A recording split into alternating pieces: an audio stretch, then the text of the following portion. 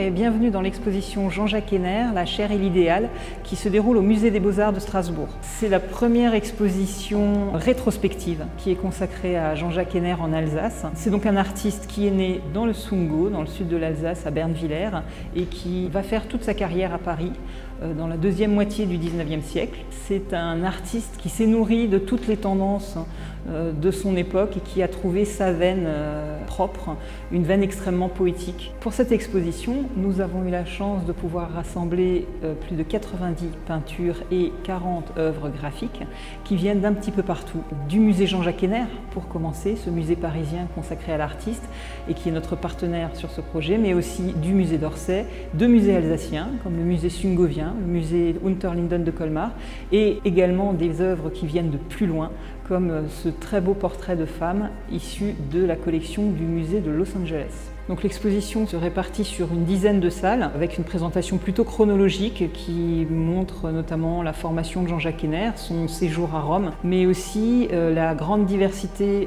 de sa production avec des portraits, ces fameuses nymphes présentées dans des scènes de paysages, mais aussi l'Alsace, elle attend, une œuvre majeure qu'il a réalisée suite à l'annexion de l'Alsace après 1870, un événement qui a été terriblement déchirant pour lui qui était tellement attaché à sa terre natale.